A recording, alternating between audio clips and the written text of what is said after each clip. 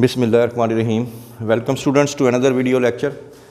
आज हम लोग सेकेंड ईयर का बहुत ही एक इम्पॉर्टेंट टॉपिक स्टार्ट करने जा रहे हैं और इसको शुरू करने से पहले आपको प्रीवियस लेक्चर के बारे में हमने बताया था कि जो मसल्स होते हैं वो तीन तरह के हमने पढ़े थे। एक को पढ़ा था स्मूथ मसल्स, एक को हमने पढ़ा था कार्डियक मसल्स और एक को हमने पढ़ा था स्केलेटल मसल्स। तो हम भी we are going to start with the skeletal muscles. और स्केलेटल मसल्स बहुत ही इम्पॉर्टेंट टॉपिक, यानी इस चैप्टर में से अगर आप कहें one of the most important according to the examination point of view, तो ये गलत नहीं होगा, skeletal muscles.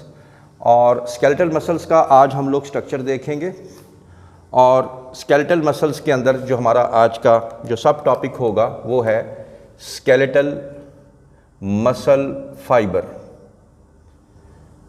Skeletal muscle fibre. पहले तो एक जल्दी से एक क्विक रिव्यू कर लेते हैं। स्केलेटल मसल्स थे क्या? द मसल्स, ऐसे मसल्स जो कि अटैच थे किससे? अटैच विद स्केलेटन, जो कि स्केलेटन यानी ढांचे के साथ अटैच थे।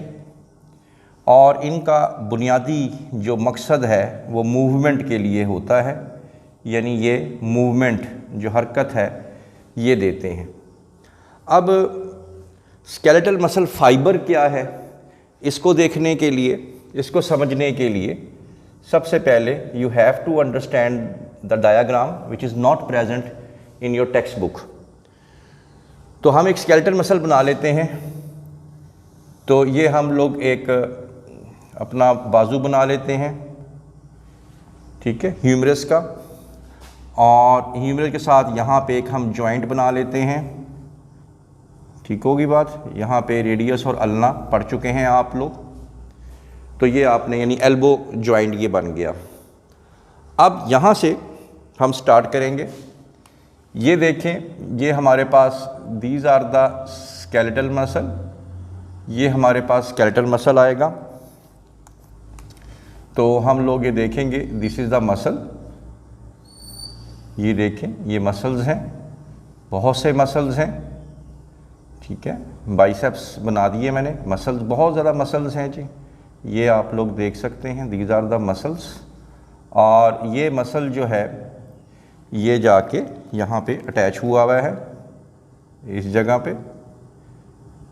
तो लास्ट टाइम भी जिक्र हुआ था कि ये हमारे पास मसल्स, और मसल्स को जोड़ने वाला इस कनेक्टिव टिश्यू को हम लोग क्या बोलेंगे? टेंडन।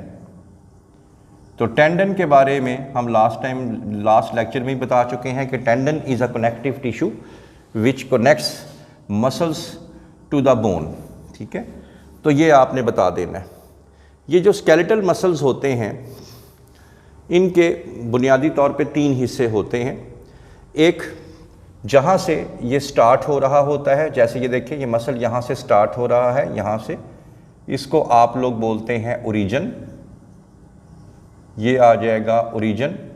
और ओरिजिन जो है वो हमेशा वो इमूवेबल बोन पे होता है, जो हरकत नहीं करती, इमूवेबल बोन पे होता है।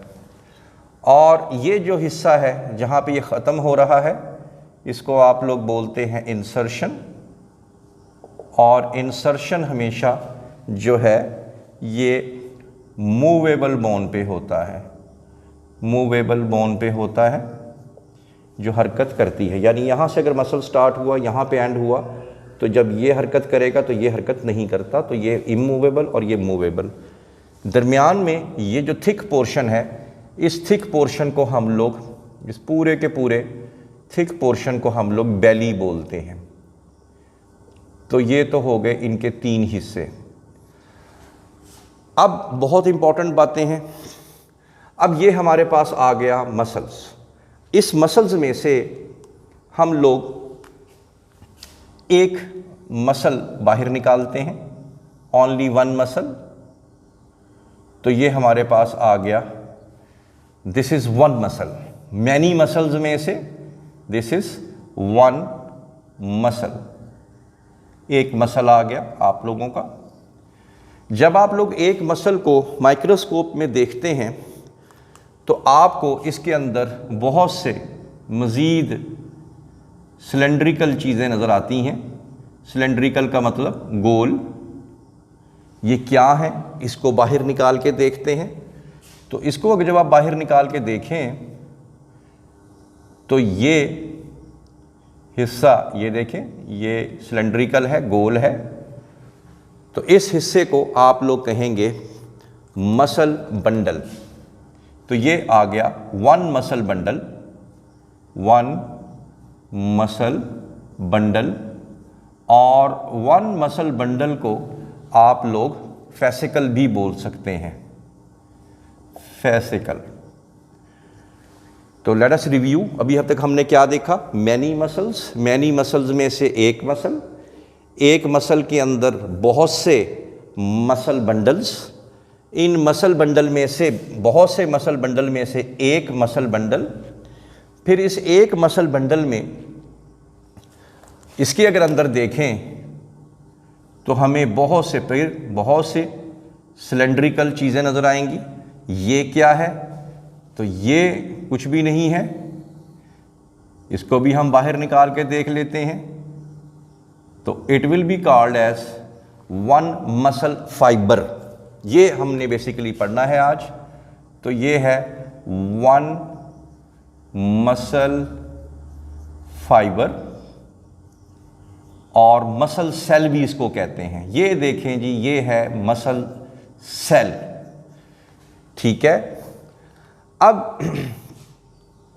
अब दोबारा से रिव्यू कर लेते हैं। बहुत से मसल्स, एक मसल, एक मसल के अंदर बहुत से मसल बंडल्स, उसमें से एक मसल बंडल। एक मसल बंडल के अंदर बहुत से सेल्स या मसल फाइबर्स, तो एक मसल फाइबर। तो जब आप एक मसल फाइबर को देखते हैं तो एक मसल फाइबर के अंदर अगेन आपको फिर बहुत सी राउंडेडली सिलेंड्रिकल रॉड्स नज़र आएंगी, कुछ इस तरह से। और इस एक रॉड को आप लोगों ने कहना है मायोफिब्रिल।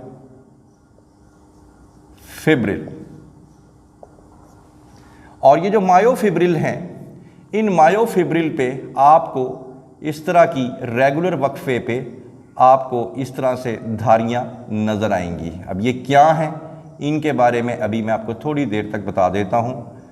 थोड़ा सा इसमें वेट कर लें। ये देखें जी, अब लेट अस रिव्यू अगेन। ये मसल्स हैं। मसल्स में से एक muscle, one muscle consist of many muscle bundles. उसमें से one muscle bundle which is also called as fascicle. ठीक है।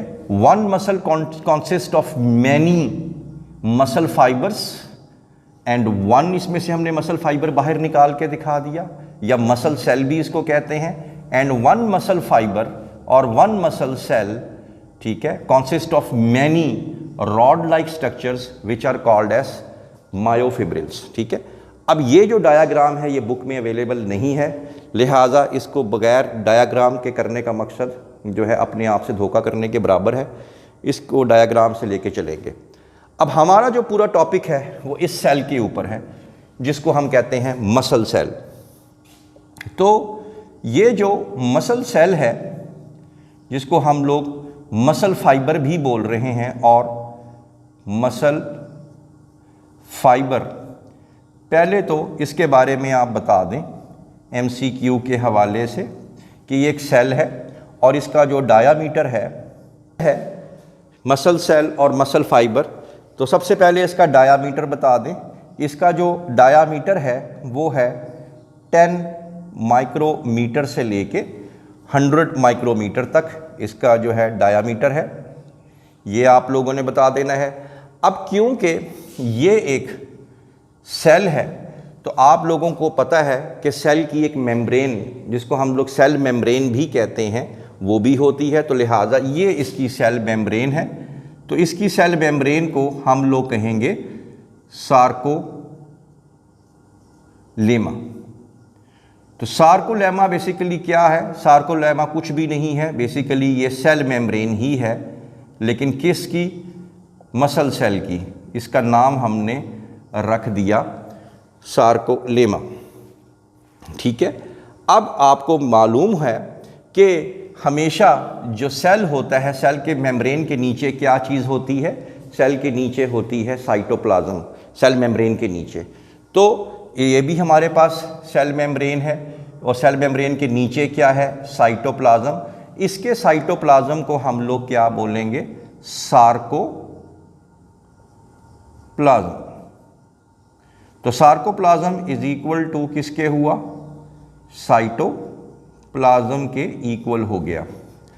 इसका जो सेल है ये, जिसको हम लोग मसल सेल भी कह रहे हैं और मसल फाइबर भी कह रहे हैं, इसका जो साइटोप्लाज्म है, साइटोप्लाज्म बिल्कुल आम साइटोप्लाज्म की तरह से ही होता है, लेकिन कुछ इसमें चीज़ें इजाफी भी हैं। मिसाल के तौर पे दो चीज़ें इनके अंदर इजाफी हैं। मिसाल के तौर पे ज़्यादा क्या चीज़ पाई जाती है? एक तो इनके अंदर पाया जाता है ग्लाइकोजन, ज़्यादा पाया जाता है, और साथ साथ इसके अंदर पाया जाता है मायोग्लोबिन।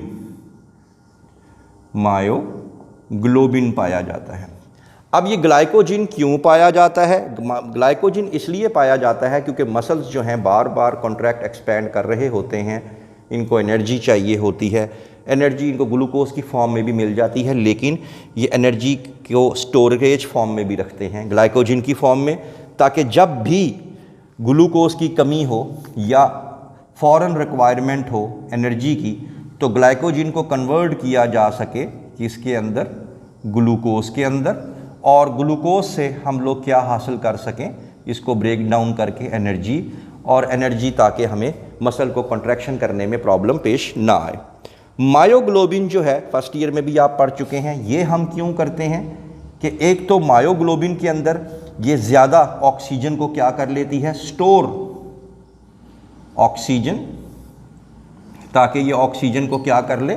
स्टोर कर ले। क्योंकि आपको पता है ग्लूकोज होगी, साथ में ऑक्सीजन होगी, तो ये एरोबिकली जो ग्लूकोज टूटेगी और जल्दी से जल्दी हमें क्या मिलेगी? एनर्जी मिलेगी। तो मायोग्लोबिन जो है वो स्ट्रॉन्ग एफिनिटी टू ऑक्सीजन, और इसलिए ऑक्सीजन को स्टोर भी कर लेता है, और ताकि हम फौरी तौर पे ग्लूकोज के साथ ऑक्सीजन मिला के हम लोग एनर्जी बना सकें। तो ये आप लोगों ने इसके अंदर बता देना है। अब थोड़ा सा लेट अस रिव्यू अगेन। ये हमारे पास आगे मसल्स में से एक मसल के अंदर बहुत से मसल बंडल्स, फिर उसमें से हमने एक मसल बंडल निकाला दिखाने के लिए, जिसको फेसिकल भी कहते हैं। एक मसल बंडल के अंदर बहुत से सेल्स, जिनको हम मसल सेल्स या मसल फाइबर्स भी कहते हैं। फिर उसमें से हमने एक सेल निकाल के दिखा दिया आपको, फिर उसके स्ट्रक्चर दिखा दिए, सेल मेम्ब्रेन जिसको सार्कोलेमा बोलना है, और साइटोप्लाज्म को क्या बोलना है? सार्कोप्लाज्म बोलना है। और साइटोप्लाज्म में दो चीज़ें, ग्लाइकोजन और मायोग्लोबिन भी मौजूद है। और एक सेल के अंदर बहुत से हमारे पास क्या आ जाएंगे? रॉड लाइक स्ट्रक्चर, जिनको कहते हैं मायोफिब्रिल्स। अब ये जो मायोफिब्रिल्स हैं, मायोफिब्रिल्स के ऊपर जैसे मैंने आपको कल भी बताया था कि ये धारियाँ सी होती हैं। ये देखें आप लोग, dark band, light band, dark band, light band, आपको इसमें रेगुलर। तो इसी वजह से इन मसल्स को, स्केलेटल मसल्स को हम लोग स्ट्रिप्ड मसल्स भी कहते हैं, स्ट्रिप्ड मसल्स, इन रॉड्स की वजह से। ठीक है। और ये जो मायोफिब्रिल हैं, ये जो मायोफिब्रिल हैं, ये आगे दो तरह के प्रोटीन से मिलके बनते हैं, एक एक्टिन और एक मायोसिन से। अभी इसको थोड़ी देर तक हम चेक कर लेते हैं। अभी आप सिर्फ ये याद रखें कि मायोफिब्रिल जो हैं, ये जो पूरी की पूरी रॉड है, ये दो तरह की प्रोटीन से, एक्टिन और मायोसिन से मिलके बनते हैं। और ये भी बता दें, इसका जो डायामीटर है, इसका डायामीटर है 1 to 10 माइक्रोमीटर। ये आप लोगों का MCQ हो जाएगा। तो ये जब आप ये डायग्राम सामने रख के पढ़ेंगे तो विद इन 5 मिनट ये टॉपिक तैयार हो जाएगा। अगर आप वैसे इसको पढ़ने की कोशिश करेंगे तो ये बिल्कुल समझ नहीं आएगा। तो सबसे पहले बुक सामने रखनी है और इस डायग्राम को, मसल्स में से पहले एक मसल निकालना है, फिर एक मसल में बहुत से मसल बंडल्स देखने हैं, फिर उसमें से एक मसल बंडल निकालना है, फिर एक मसल बंडल के अंदर बहुत से मसल सेल्स देखने हैं, फिर एक सेल निकालना है मसल सेल या मसल फाइबर, फिर उसमें बहुत से आपने मायोफिब्रिल्स देखने हैं और फिर उसमें से आपने एक मायोफिब्रिल निकालना है। अब हमारा जो कंसर्न है वो कंसर्न ये है कि ये जो डार्क बैंड और लाइट बैंड जो हैं ये क्यों बनते हैं, इसकी वजह क्या है। इसके लिए अगेन आपको डायाग्राम का सहारा लेना पड़ेगा। फिर इसमें रिमाइंड मैं करवा दूं कि अगर आप इसकी डायाग्राम नहीं पढ़ेंगे, ये बोर्ड के एग्ज़ाम में, ये एंट्री टेस्ट के एग्ज़ाम में फेवरेट टॉपिक्स में से एक टॉपिक है, और अगर आपने इसकी डायाग्राम को मिस किया तो समझ लें ये टॉपिक मिस किया सारे का सारा। तो आगे अब हम लोग मेन हमारा सेगमेंट कहाँ पे आ गया, यहाँ पे मायोफिब्रिल की तरफ। ठीक है, तो मायोफिब्रिल बुनियादी तौर पे ये डार्क बैंड और लाइट बैंड ये कैसे बनते हैं और क्यों बनते हैं, इसके लिए let us draw a diagram. तो ये देखें, ये मैं इसको इलेक्ट्रॉन माइक्रोस्कोप के नीचे इस रॉड को, जिसको मैं मायोफिब्रिल कह रहा हूँ, वो मैं आपको ओपन करके दिखा रहा हूँ। ये देखें, सबसे पहले आप लोगों ने ये जिगजैग लाइंस बना लेनी है। ये क्या हैं अभी थोड़ी देर तक मैं आपको डिस्कस करके बताता हूँ। ये लें, ये आ गई जिगजैग लाइंस, और ये आगे भी चलती रहेंगी। ज़ाहिर बात है वाइट बोर्ड पे हम एक लिमिटेड अमाउंट ही बना सकते हैं क्योंकि रॉड बहुत बड़ी रॉड है, लेकिन हमने सिर्फ आपको एक स्पेसिमन ही बताना है कि ये आपके सामने, ये देख लें, ये आपने जिगजैग लाइंस बना ली। फिर जिगजैग लाइन के साथ आप लोगों ने क्या करना है, इनके साथ आप लोग ये लाइनें खींच दें। ये देखें, एक लाइन ऑपोजिट आ गई, ये देखें, ये आप लोग ऐसे लाइनें खींच दें ऑपोजिट। ये आपके ऑपोजिट लाइंस आ गई।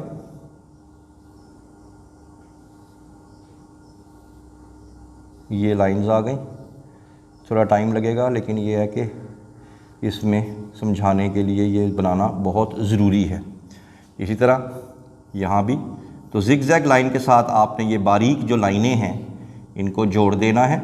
ये आप लोग देख लें, ये बारीक लाइनें देखें, ये आपने जोड़ दी हैं।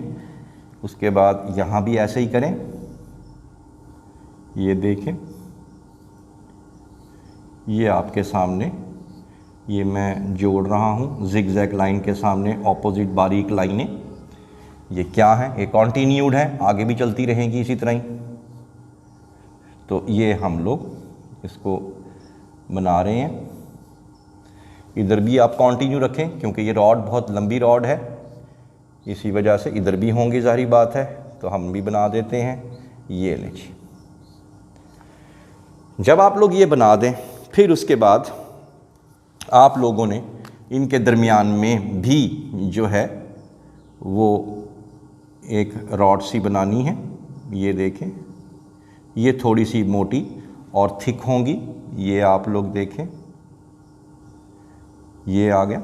इसी तरह यहाँ भी, इसी तरह यहाँ, इसी तरह इनके दरमियान में करके कुछ ऐसे, कुछ ऐसे, कुछ ऐसे, ये आपने बनाते जाना है। क्योंकि जैसे मैंने आपको बताया कि ये डायाग्राम जो है ये रीढ़ की हड्डी का काम करेगी, ठीक है। और इसी वजह से फिर आप लोगों के एंट्री टेस्ट में जो MCQs होते हैं वो गलत हो जाते हैं। उसकी वजह ये होती है कि हम लोगों ने थ्योरी तो बहुत अच्छी पढ़ी होती है, लेकिन क्योंकि समझा नहीं होता तो फिर हम लोगों को उस क्वेश्चन की स्टेटमेंट समझने में प्रॉब्लम आती है। तो उस प्रॉब्लम को ही दूर करने के लिए, अपने कॉन्सेप्ट को बेहतर करने के लिए इस डायाग्राम को आपने कभी नहीं छोड़ना। इस डायाग्राम को आप पढ़ेंगे तब ही समझ आएगी, वरना ये समझ नहीं आएगा। तो मैं इसको आगे भी कंटिन्यू कर रहा हूँ क्योंकि ये आगे भी है। जैसे बताया कि ये पूरी की पूरी रॉड है, तो ये आप लोगों ने इसमें बता दिया। ये आप लोग देख लें, इधर भी होगा, इधर भी होगा। अब मैं इसको कंक्लूड करने जा रहा हूँ कि ये पूरे का पूरा जो मायोफिब्रिल है ये अब है क्या।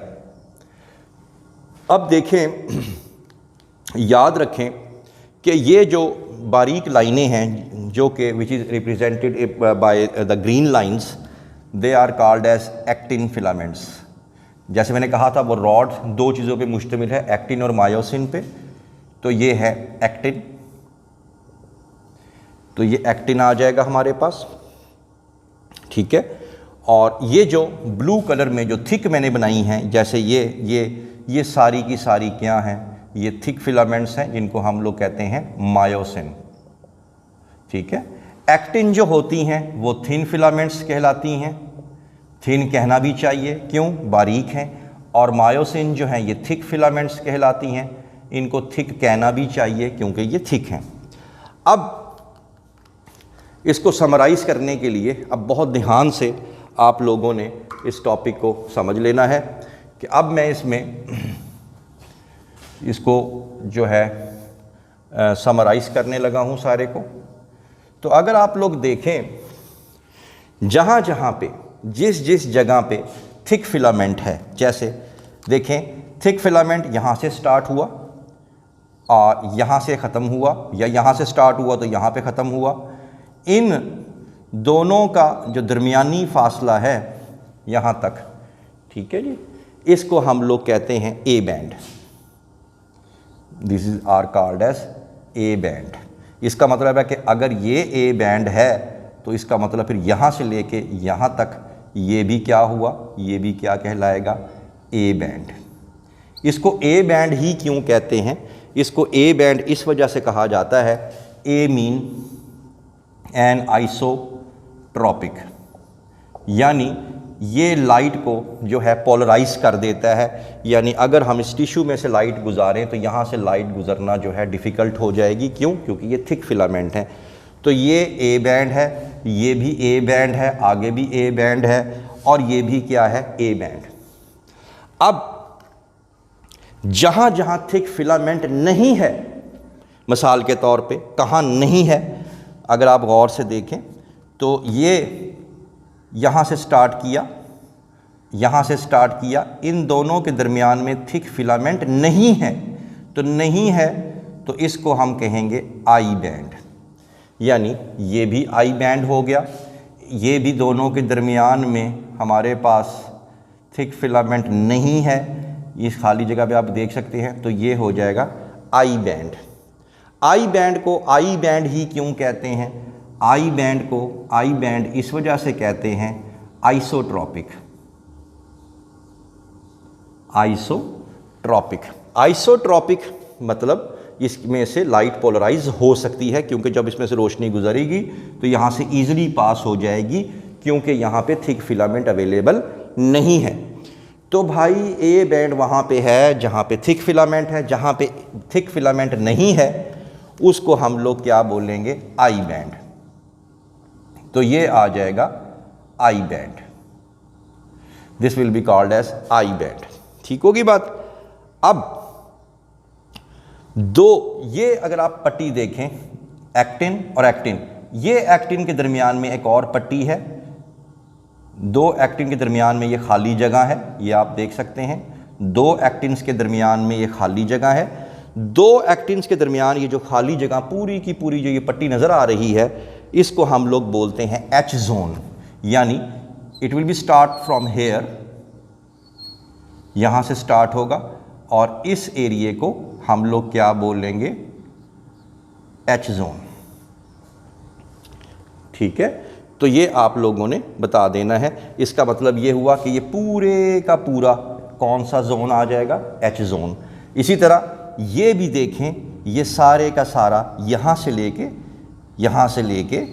और यहाँ से ले ख़त्म करके ये सारे का सारा कौन सा जोन आ जाएगा, एच जोन। इसको एच ही क्यों कहते हैं, इसका एच का मतलब होता है एच जोन, एच मैन हेले, हेले मैंने लाइट, लाइट यानी ये जो पूरा का पूरा एरिया है ये लाइट है, यानी यहाँ पे डार्कनेस नज़र आपको नहीं आ रही, तो इनके थिकनेस के दरमियान में ये आपको एरिया जो है ये कंपैरेटिवली लाइट दिखाई देगा। तो ये आपने इसमें बता देना है। अब H zone is intersected by a mid line. अब एच जोन कौन सा है, दिस इज एच जोन। तो H zone is intersected by a middle line. ये देखें एच जोन, दोनों इनके दरमियान में H zone is intersected by a mid line which is called as M line, which is called as M line. इसको हम लोग एम लाइन बोलते हैं। और इसको अब वाइंड अप करते हैं। अब आखिर में आ गया ये जो लाइनें हैं, these are the zigzag line, these are called as Z lines. ये जो लाइन है this will be called as Z line and this will also called as Z line, and the distance between two Z lines is called as sarcomere। यानी या इस Z line से लेके इस Z line तक का जो दरमियानी फासला है ये वाला, तो इसको हम लोग कहेंगे सार्कोमेयर।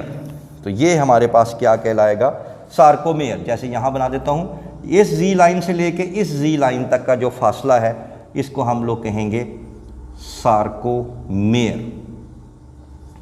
तो सार्कोमेयर जो है, sarcomere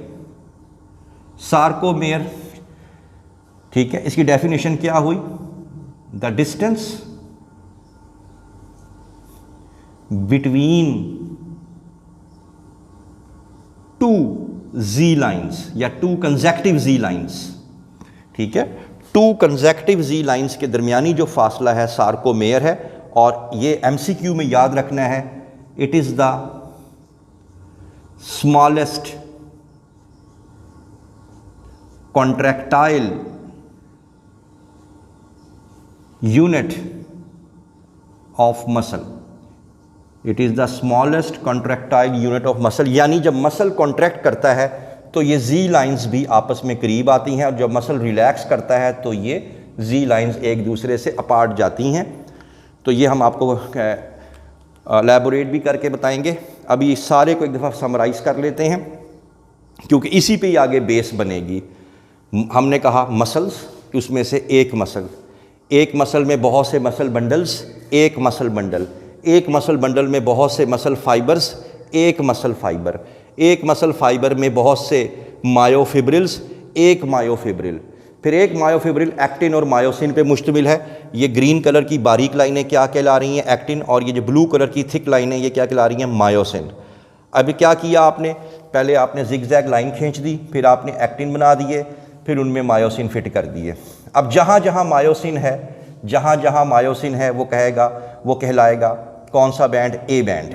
this is a band, this is a band, this will be the A band, this will be the A band, anisotropic. ठीक है, जहाँ पे थिक या मायोसिन नहीं है, जैसे यहाँ नहीं है, इन दोनों के दरमियान में थिक फिलामेंट नज़र नहीं आएगा, इसको बोलेंगे आइसोट्रॉपिक, यानी आई बैंड। ठीक है, उसके बाद दो एक्टिन्स के दरमियान जो ये खाली फासला नज़र आ रहा है आपको, उसे कहेंगे एच जोन। तो ये सारे का सारा क्या कहलाएगा, एच जोन। और H zone is intercepted bye a mid line. बिल्कुल एच जोन के दरमियान में जो लाइन खींची है इसे क्या बोलेंगे, एम लाइन। फिर between the two Z lines, ठीक है, ये जो जिगजैग लाइन्स हैं, these will be called as Z lines, and the distance between two consecutive Z line will be called as sarcomere. The basic contractile unit आपने बता देना है। I hope that you have understood the lecture today.